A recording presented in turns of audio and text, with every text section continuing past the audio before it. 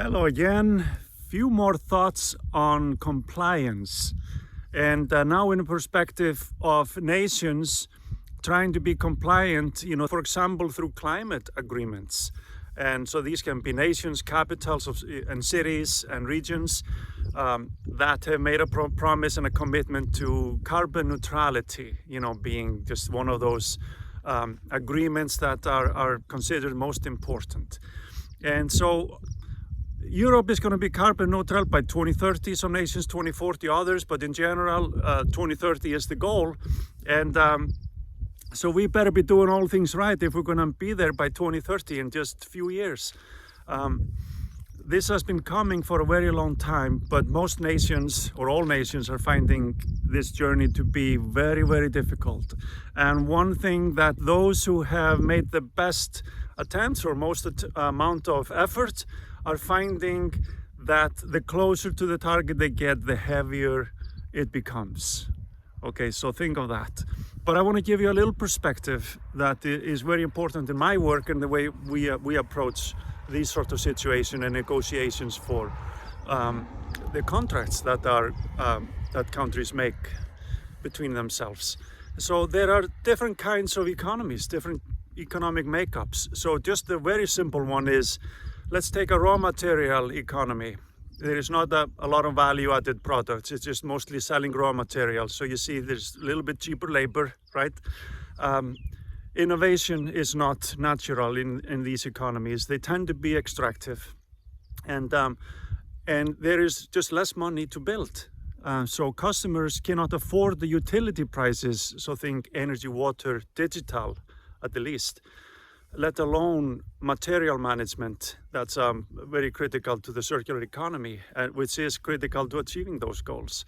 They can't afford the utility prices. So how can these countries compete with countries that are where their economies are made up of more value-added products and services? In contrast, let's take countries like US and Russia.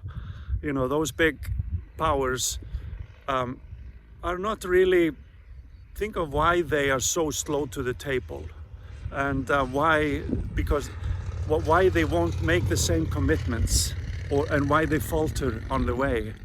And simply, the very simple answer is they don't know how to. The only thing they see is the pain it will do to their economy, and it's a political suicide. So it's very simple in those terms.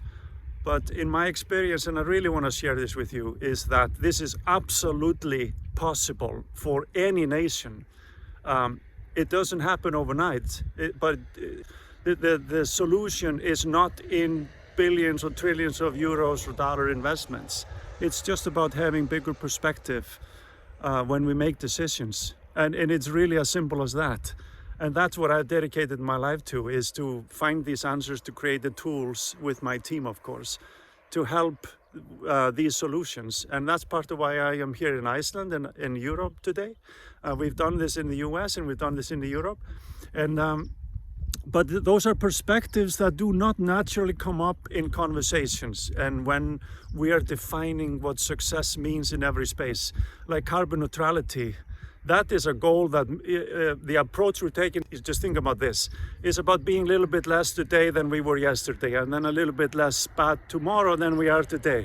You see, that's the approach we're taking, because compliance will keep us kind of in these incremental steps, and we don't naturally change the piping. That is the absolute critical element that we need to learn how to do to be able to achieve any of those goals.